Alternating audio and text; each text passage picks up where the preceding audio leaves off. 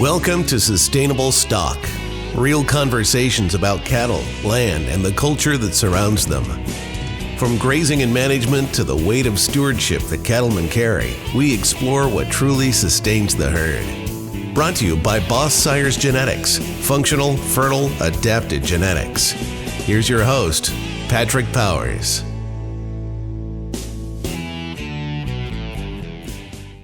Okay. So if you're ready, Chinge, let's go ahead and get this thing started. Let's get started, man. I'm ready. All right. Well, Yeah.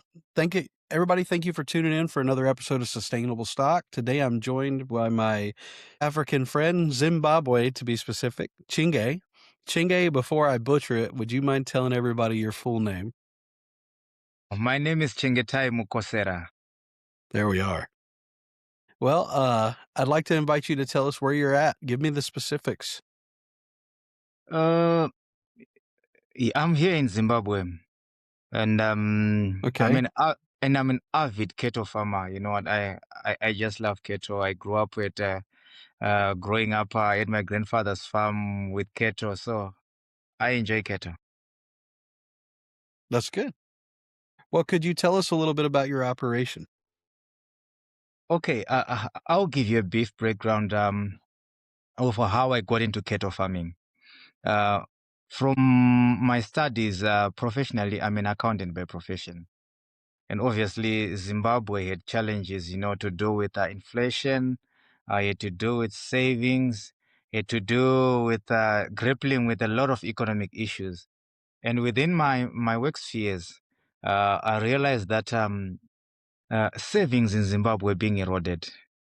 And something that stored value, just looking at these assets, I realized that cattle holds better value than many other assets in terms of an environment that is unstable. So I said I think I'm gonna invest in cattle instead. And why cattle of all things, coming from my finance background? Like I mentioned, my grandfather had a farm, and he had some cattle.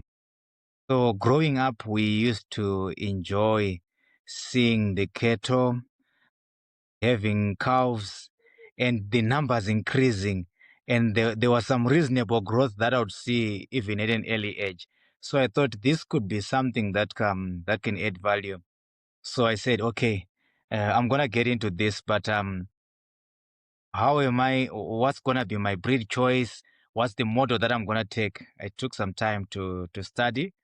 I took some time to read about the breeds, cattle management, what really it is about, what are the models that are there. I realized there's the start breeding model, there's the commercial model, or you can do some terminal breeding model where you can just breed, sell everything at a certain age. So looking at where I was and the direction that I wanted to take, I realized that let me start with commercial farming. So in terms of commercial farming, the key things that I would pick then was fertility, growth, conversion efficiency, and all this terminology that I wasn't really sure about. I was just reading about them as theory. So I sat down, as an avid lover of Excel, I put my breeds in Excel, and then I had to do line by line comparison. I put in the breeds here. There's Brahman because I think it's a popular breed in Zimbabwe. Even if you look at the breed society, it's the largest registered breed in Zimbabwe, and it's quite popular. So there's Brahman, there's Beefmaster, there's Simbrah, there's Boran, there's everything. All these breeds. So I was looking at the breeds. I'm like, okay, I have a background of finance, so I need something that is cost efficient. So it was one of the big drivers for myself to say, I'm going to need something that is cost efficient. I look at the sizes. Some of the breeds, they can get up to a ton in terms of the bull weight. Some of the breeds, the cow size is 350 kgs, some 500 kgs. So it's just it's a lot of variables that I was looking at. And then after looking at that, I was like, okay, there looks to be one breed here which is like the best of both worlds. They're saying it's a bit hardy, and it has got also fast growths, and it can yield some good carcasses. Obviously, I made a few calls to some abattoirs that are in Zimbabwe. Okay, these breeds, which breeds usually gives you some good carcasses? What are the weights and the like and the like? So they give me, until I said it. I said, okay, I think what could work for me here, I'm gonna go for the Simbrah breed. So I started to look for Simbrah breeders. But at that point in time, there's a breed that was also interesting me, but the size was a bit small. And I was told, no, it has got a thick coat, so the dressing percentage will be low and the like, which was the Boran. So I said, I was now in between the two breeds. And then I later made a choice to say I'm going to go with Simbrah. And then I chose the Simbrah breed. I looked for some breeders. There are very few breeders for Simbrah in Zimbabwe. The major one was one breed close to the area that I was in. I think it was about 50 kilometers from where I was. I said, this one is easy. So I'll take this one. And then I'm going to try it out. So 2017, end of 2017, around September 2017, I made my deposit for my first bull. The bull was delivered end of the year. It was a young Simbrah bull, and then I put it into the head. And then in terms of the females, obviously I mentioned that there is a Brahman prevalence, or the common breed that is there in Zimbabwe is Brahman. So whenever you're buying cows, you're buying mostly Brahman crosses. But most of the breeds there, it's mainly Brahman crosses, should I say. And if you're to get the local breeds, there are very few far and wide here and there, but they've been crossed with these exotic breeds. So my foundation cows were these crossbred Brahmans, Brahman heifers, and a cow. So I took my Simbrah bull, I put it onto the cows. Then I started getting my first cows end of 2018. Immediately into building a local composite. Yes, definitely. I think I liked the composite breeding part. I was not really into stud breeding because the money that is needed for you to start a stud head is quite substantial. So I said, let me start with commercial and then build some composites there. And then the first winter came, that is in 2018. It was these composites. Obviously, the cows were few. Not much cost there because the numbers were not that big. They were still small. And then the first cows come in, and then we get into 2019.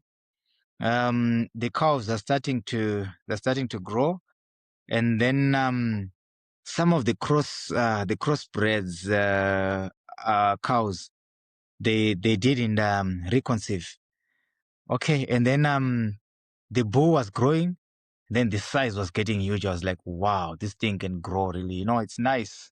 It's nice to see it grow, and your chap to say this thing is huge. It's now 700 kgs. Okay, that's interesting.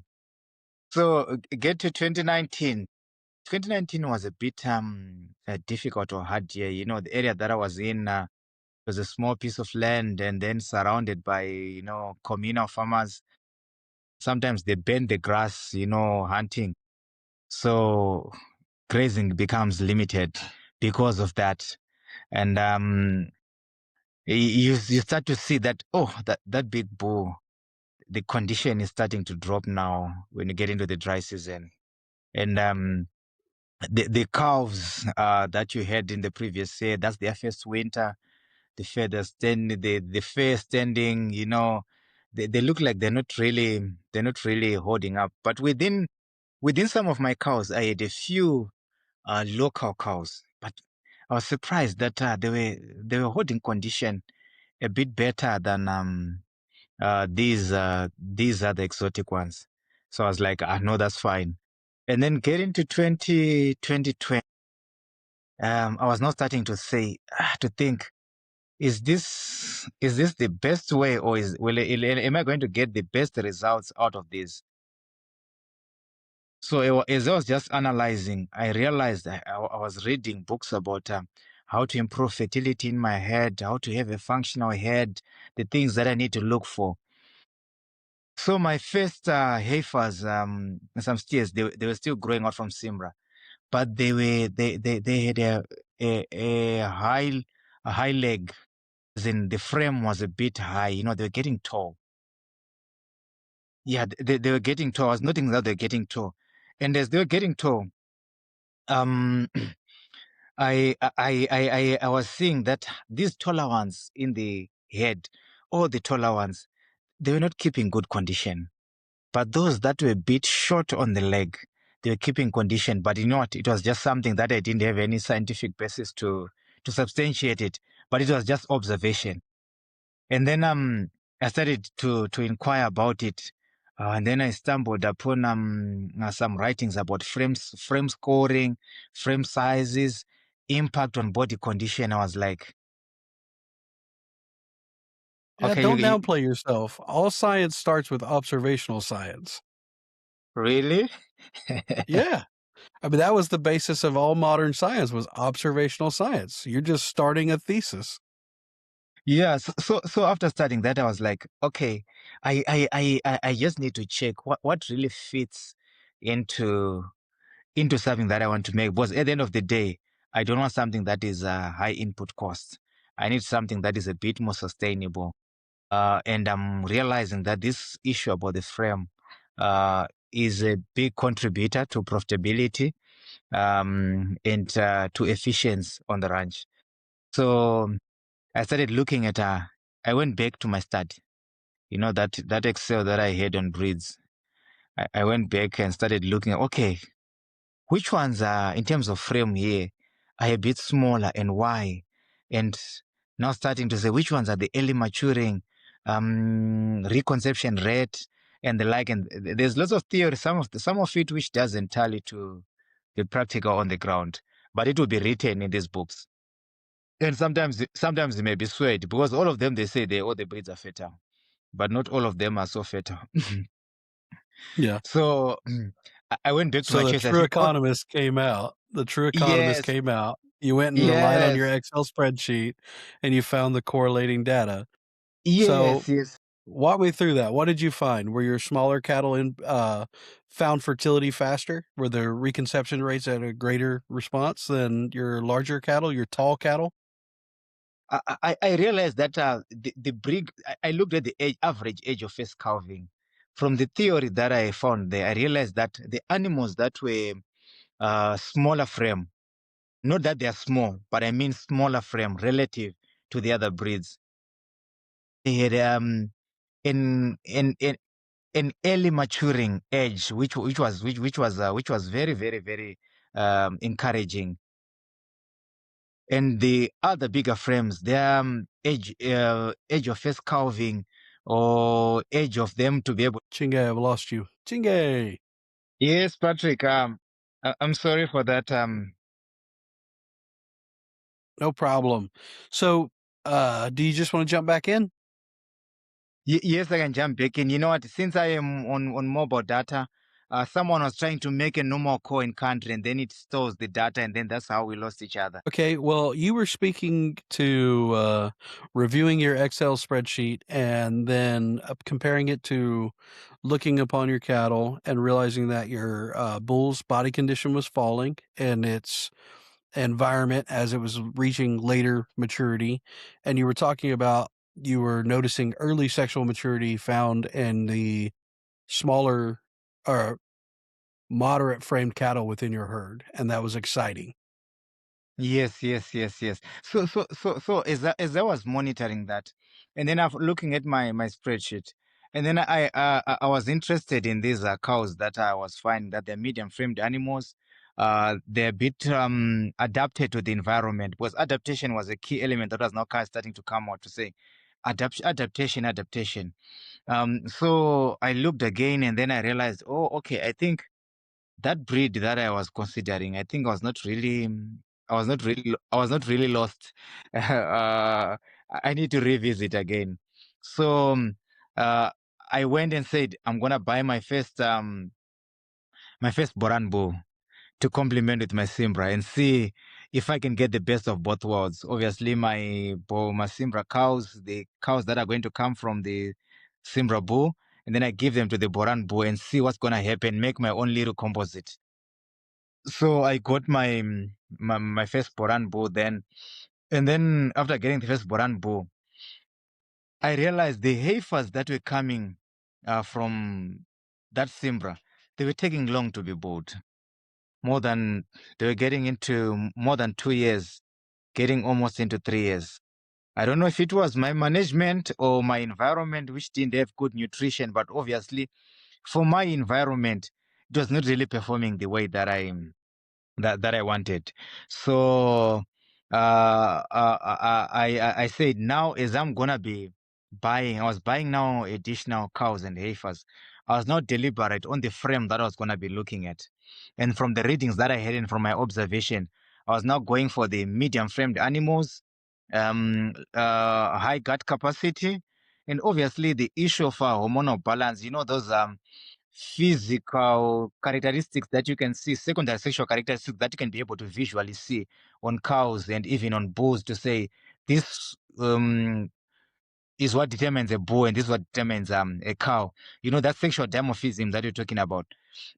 That's I was now playing a deliberate effort to be able to factor that in my selection and in my choices of animals that I have to bring in my head. So I started that, and Chinge, then can I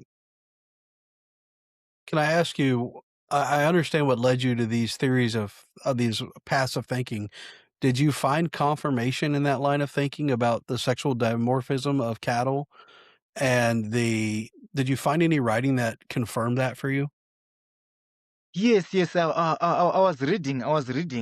Some books. You know, there's the internet where you're asking. Okay, you find sexual dimorphism.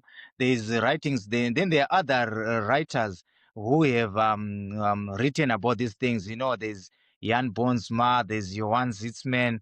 You know, there's a lot of other cattlemen who have written about some of these things. So as you perusing some of those writings, and also many other articles on the internet, you now start to see, okay, because within those heifers and cows that I had at the farm, there were a few that would consistently calve. And then if you now start looking at those ones that were consistently calving, you look at the frame, you look at the gut, you look at the gut, you look at their body condition, even in dry season. Our environment, like our environment in Zimbabwe, the area that we are in is a high rainfall area. So it's a sour veld. The grass quickly lignifies.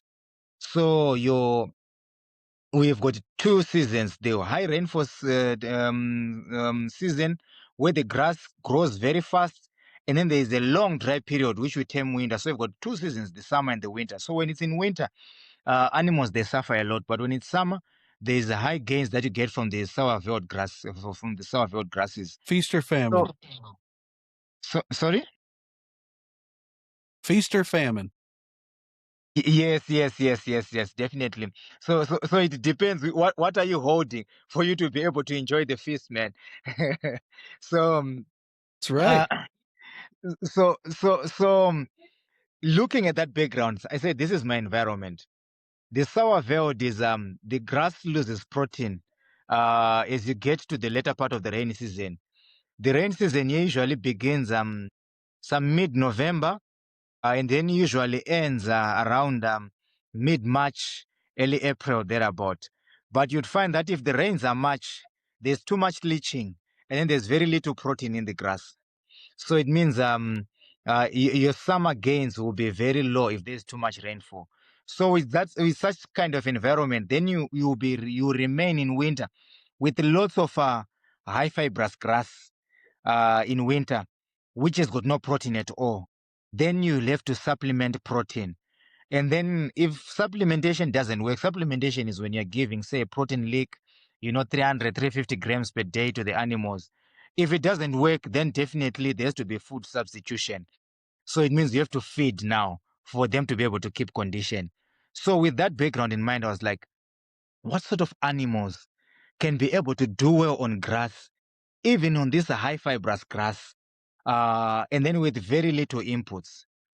So now with that in mind, I was now seeing a few animals that were holding condition in such an environment, and in such conditions, with very little input, would buy some protein supplements. Some producers in Zim would do the protein supplements, the leaks, where you just mix the protein supplement with some salt for controlling intake, and then they would leak a certain amount every day.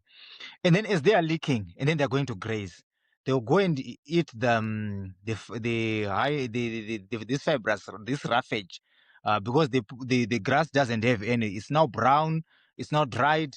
It doesn't have any protein. It's just roughage. So you don't need to give what? You don't need to give protein. But there's some animals which are keeping condition, even in such conditions. Then there's some which are not. Then definitely it means within the environment, there's some which are performing and some which are not. So now I need to make a conscious decision in terms of what to keep and what not to keep, what to multiply and what not to multiply. And then now, since I had gotten my Boran bull, the performance of my first heifers from Simbrah and the performance of my Boran heifers was totally different. These Boran heifers, they were keeping condition much better. And the other issue is, in our environment, there's lots of ticks. So I tasked my guys to say, at every dipping day, please, may you identify cows that have got a high tick load. So they identified cows that had high tick load. So consistently, there were certain cows that would feature on the high tick load, and then there were certain cows that never featured. Even though it is the same environment, same everything. And also those that did not have high tick load, I realized also they would keep condition better, and then their performance was better. And then you also realize the issue of the frame was coming through. The issue of the frame was coming through. So these things were just fitting in as a jigsaw puzzle. And then now come the edge of taking the bull for my first Boran heifers. They were taking the bull a bit earlier. I realized that they were reaching maturity a bit earlier, and even reconception. They were reconceiving. The proportion of heifers, I'm not saying all Boran heifers would reconceive, no, but the proportion that would reconceive as compared to the other ones, it was a bit higher, which to me, which was a sign of what? Improvement in terms of performance of my head. So that's when I made a call to say, I think I'm gonna go with this breed. I think it's important that we stop and note that your definition of improvement is less work on your part and more on the back of the cattle. It's not additional growth.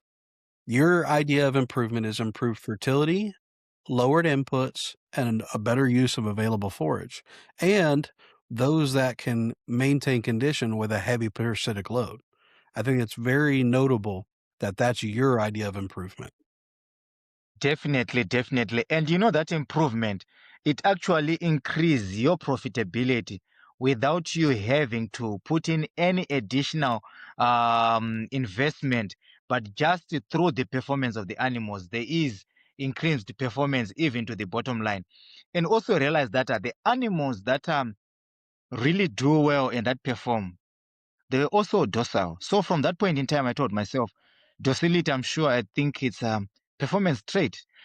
Animals that run around and everything, I started taking out and keep animals that were docile. And even in my selection, I realized it saves time and it saves the cost to the guys. And you know what? You're more efficient even in running the farm by dealing with the animals that are easy to handle.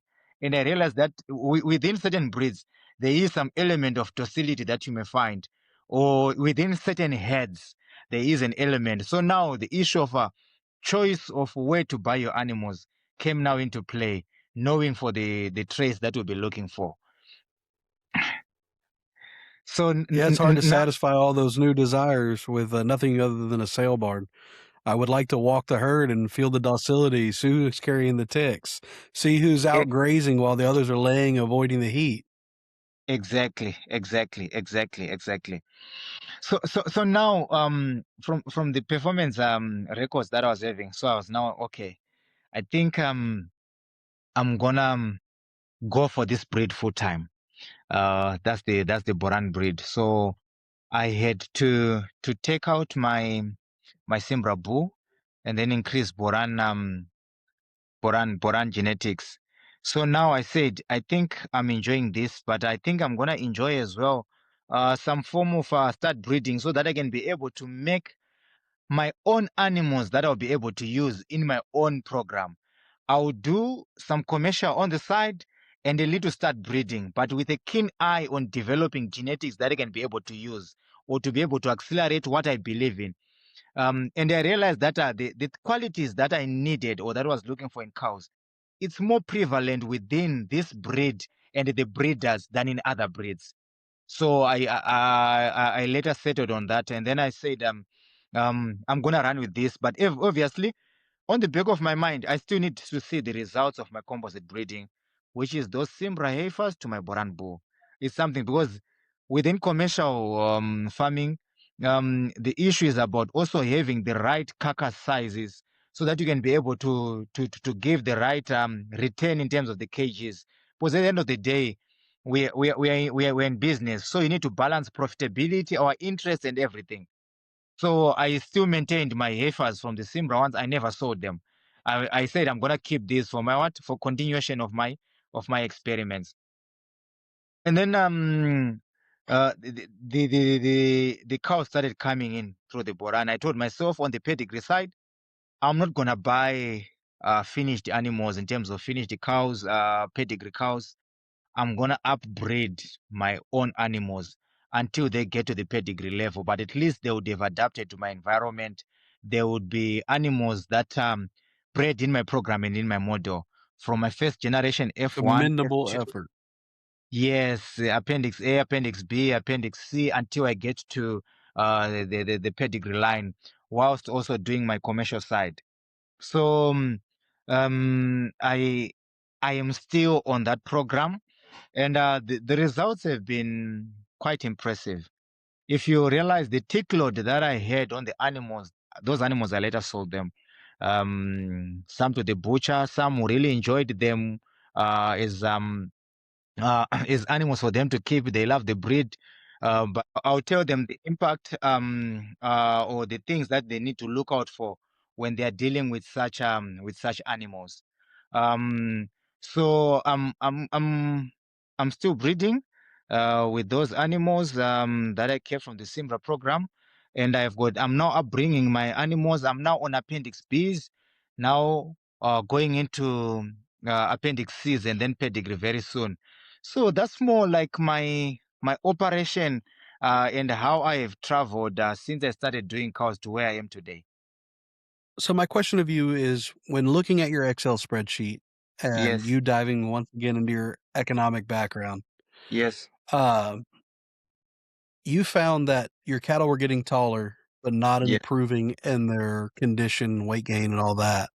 yep, And you pointed out that it may be to their utilization of available forage.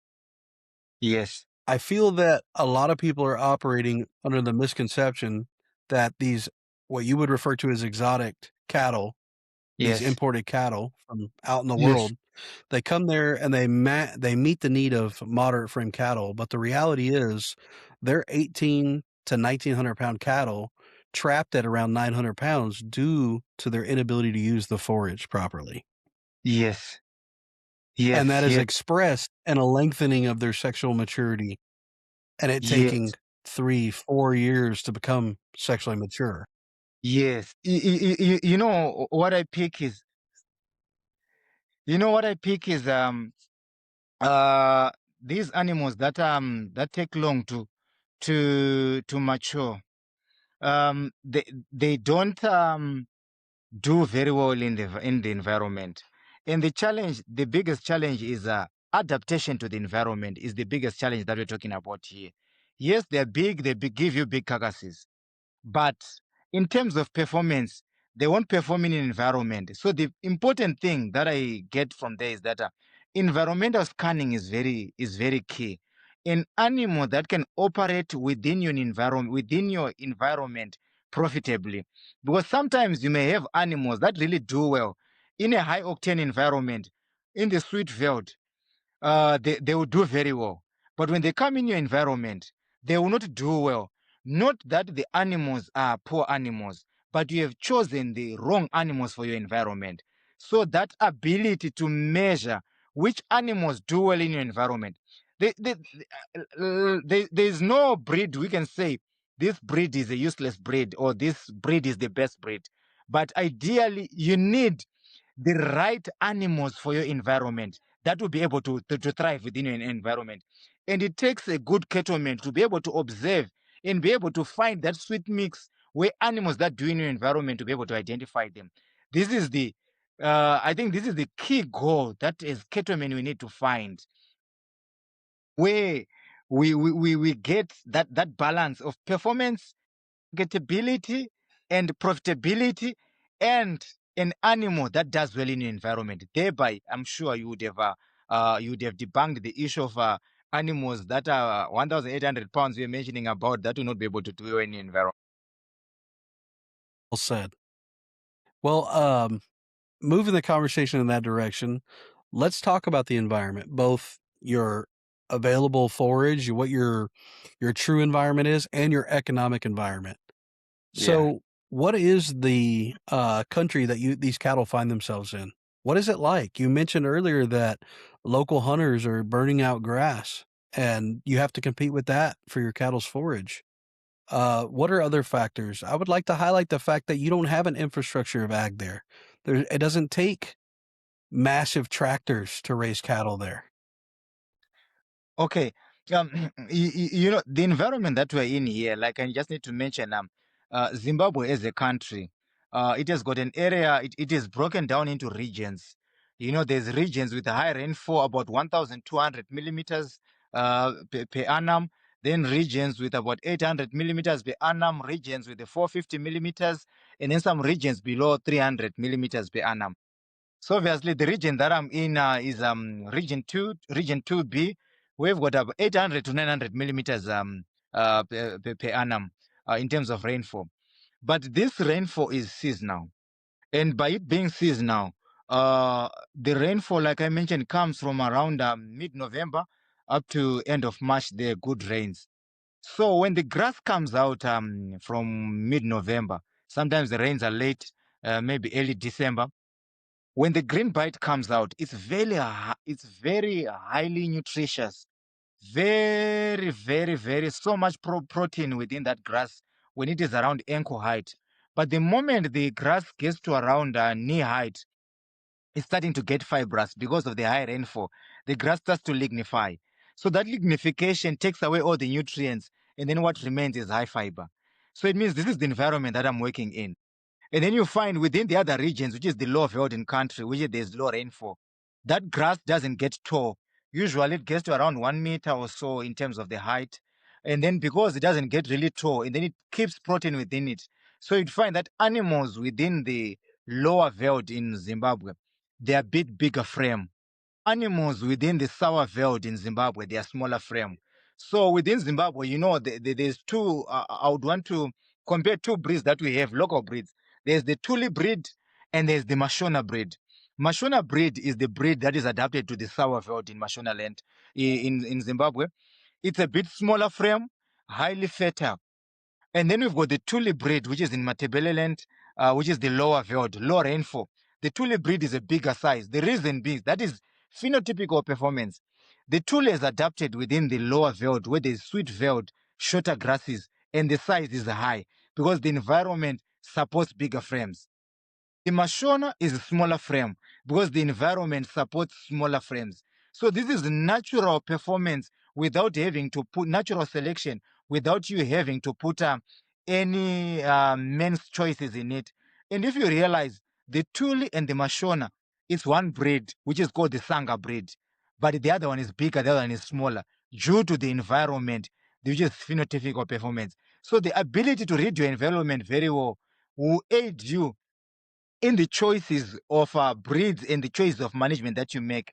So mainly our source of food, coming back to your question, is mainly grass. We don't really have to feed grain because grain is competing with people. Sometimes they've been droughts. So for you to take corn from the cows to the for the people to the cows, we may not have that luxury. So the grain has to go to the people for the people to eat. So it means the cows have to perform on grass.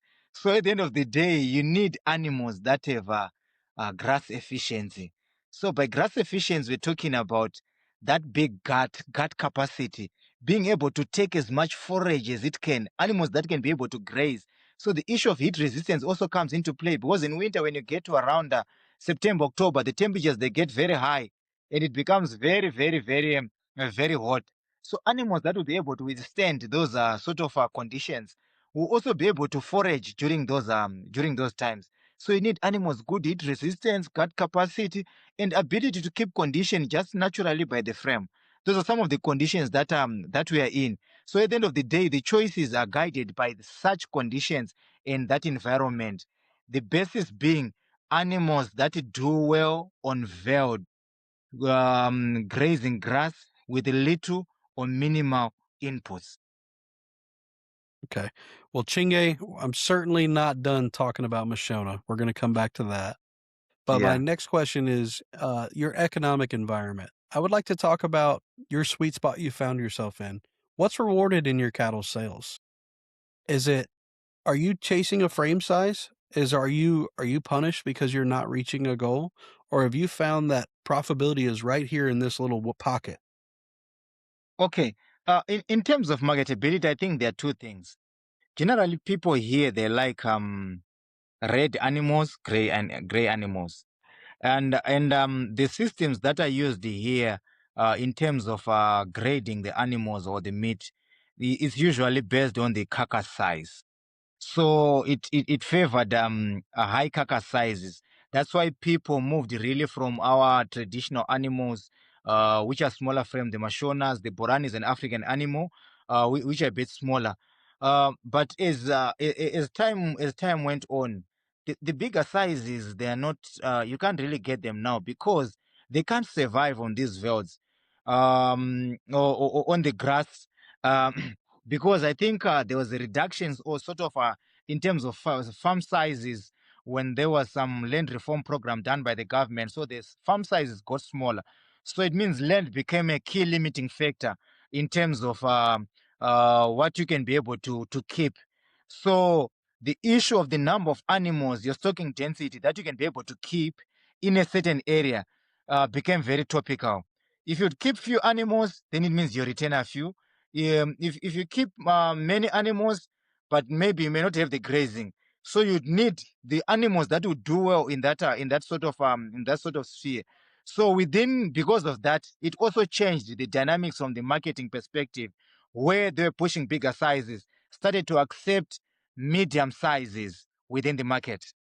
So it gave room for one to be able to deal with these medium framed animals, and also because of the performance of these other breeds which were tall. From observation, I realized growing up from my rural area where I come from, almost every household had a few cattle, and they would have calves every year, and then they would send their kids to school and the like. But when these exotic breeds started coming through, their cattle numbers within our community started to go down. It was no longer the same in terms of the calves that they'll get every year. And I really couldn't find an answer for it, but it's just an observation that I made. But now I was now doing these cows, I was now like, I think this is the reason why we replaced what was doing well for us and what to do well in our environment, trying to meet the demands of the market, which was requiring bigger carcass sizes, but not knowing that we are killing the performance of our animals, and at the end of the day, killing profitability and the source of our livelihood in our communal areas. So, with that in mind, the market now realized that I think these big carcasses, you can no longer find them because of the challenges we are having, land size and everything. So it's been softening up to medium carcasses and smaller size, not small, but smaller sizes compared to what was required in the market. Think y'all might find yourself ahead of the trend in that matter. It was just observation. That's that's excellent. Well, Yeah. you and I've spoke once or twice previously, and in that you made the statement that you first mastered your profit by controlling your expense, and that was Yes. with your parasitic control and rewarding Yes. the cattle, and then your Yes. inputs, and Yes. then the market finally matched what you were doing on the other end, and you've truly found your excellent little lane to stay in. And I Yes. just wanted to highlight it in that questioning. You know what? Um, at the point in time when the market was really looking for big sizes, smaller sizes were penalized.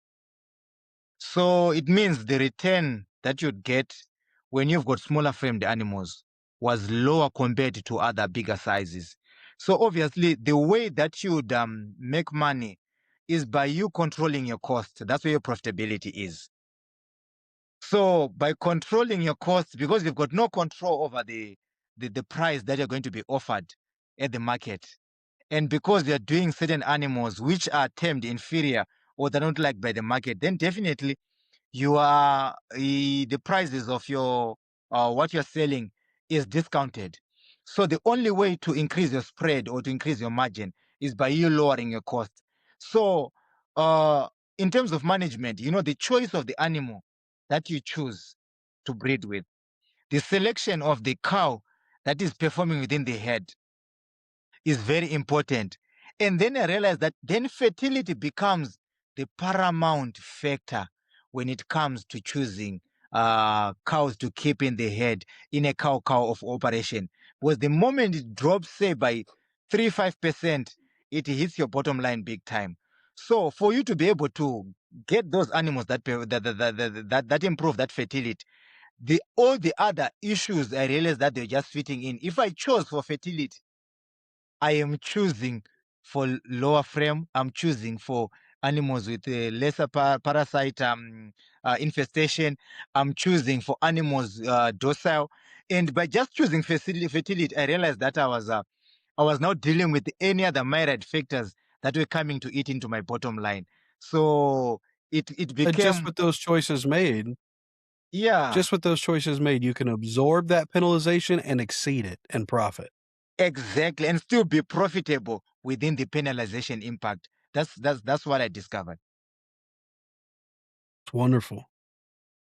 Well, Chinge, I feel like many times during this interview, you've named exotic cattle, and exotic for you is different than me.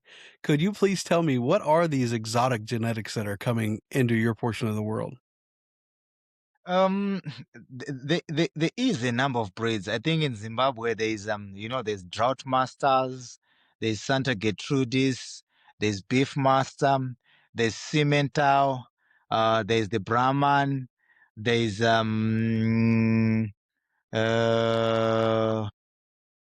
I'm thinking the It wasn't a limousine, quiz. I just the wanted some.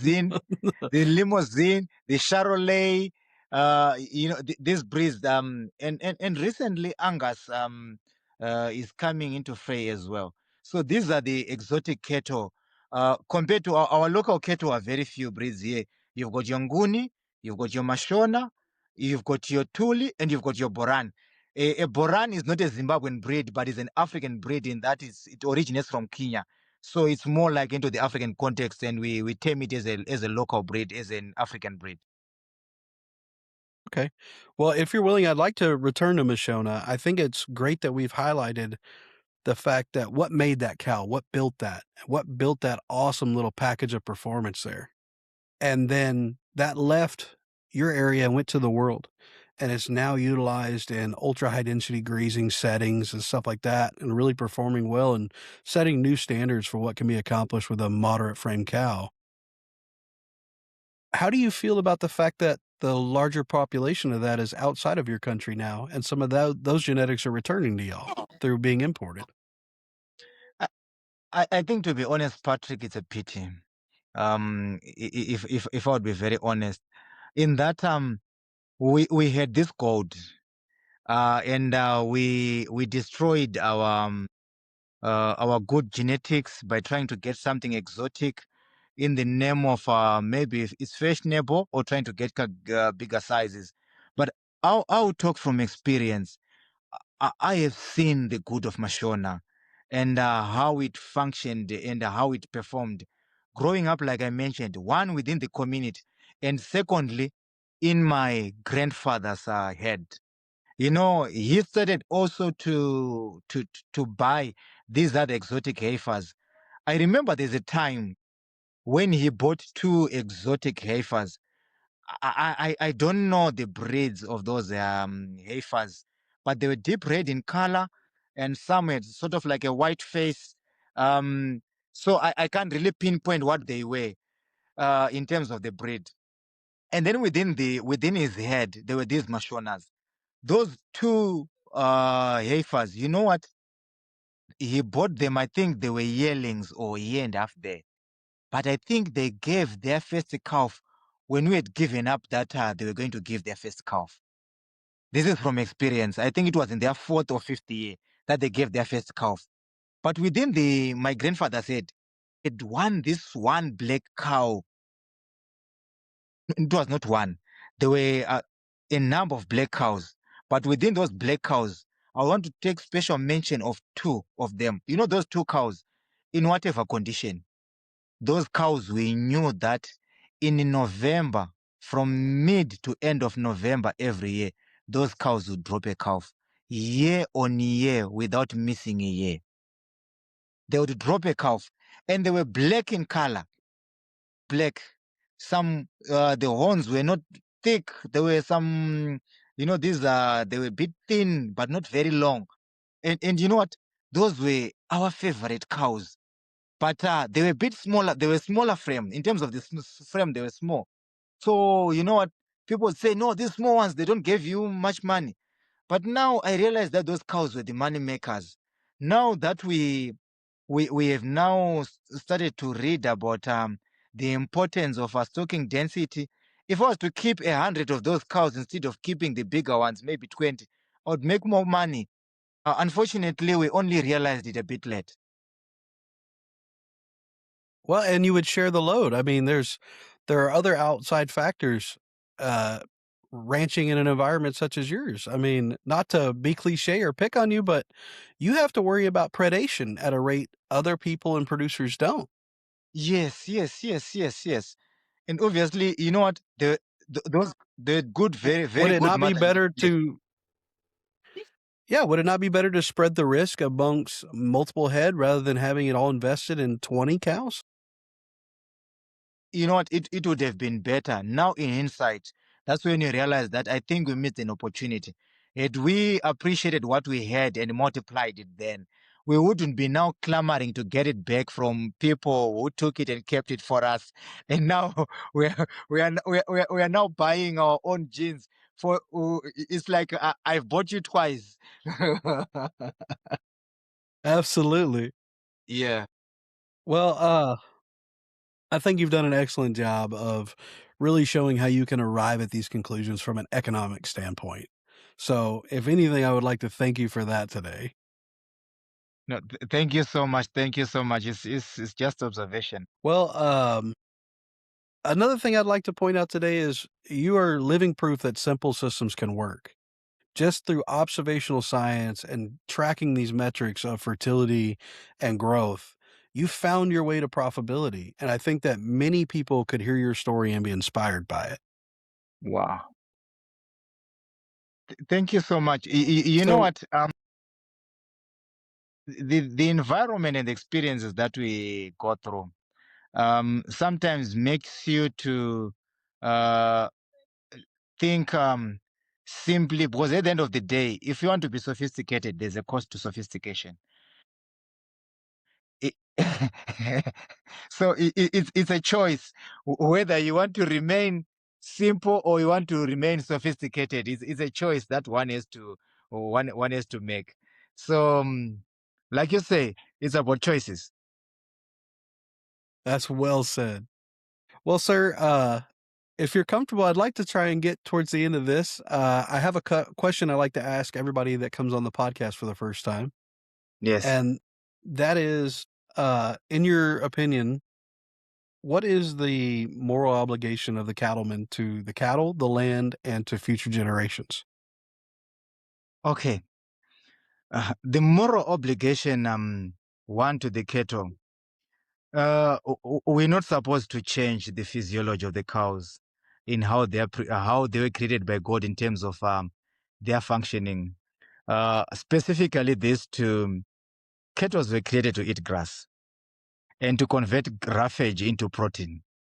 That's how they were created. But unfortunately, we are making them now efficient pigs by giving them corn to try and convert it into meat. So it is the job of every cattleman to ensure that cattle function in their natural environment and they perform whilst accelerating those natural genetics in the best way that they can without altering how they're supposed to perform in their natural environment. And also to the land, ensure that cattle, they add value in terms of balancing the ecosystem. What the cattle take out, they take back with the cow dung. So the use of the chemicals that we use and the use of the systems that we use in rearing cattle should be able to make sure that that environment regenerates and is able to sustain and maintain the animals that live in there without destabilizing what they're supposed to be. Just refresh me. The last one was what in relation to what? And to future generations. Into future generations, it's about responsibility. Let's take good care of what we've been given today so that we may leave it for the future generations in a better shape. Well said, sir. I really like your note about not breaking that chain of recycle. I think that's important. The choices we make and what we utilize to help our cattle operations can have a greater impact than we would understand or respect, and may be affecting Yes, tomorrow. yes, sure. Well, sir, I have thoroughly enjoyed our conversation. Is there anything more you'd like to add for the listener out there? All I just want to say is get the cattle that you enjoy, cattle that you enjoy to work with.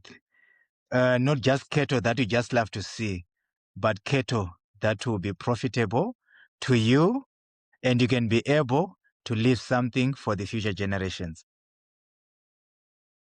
That's perfect. Well, sir, at the close of this thing, I like to invite all my guests to sign out with me. So I'd like to take a moment to thank the listener for tuning in with us today and hearing some of this conversation. If it stuck with you or you feel someone else would benefit from it, please share it. And Chinge, thank you for being here. I'm going to go ahead and say, don't forget to ranch with purpose and breed for the future. Thank you, Patrick, for giving me this opportunity. And I hope many people will get to know about how we do cattle here in Zimbabwe. And we're trying to do not just cattle, but functional cattle. Thanks for listening to Sustainable Stock. If this episode gave you a deeper appreciation for the people, the land, and the cattle behind your beef, like, subscribe, and share it. For full video episodes, follow us on YouTube. This show is brought to you by Boss Sires Genetics, your source for functional, fertile, adapted genetics. Until next time, stay rooted in common sense and connected to the herd.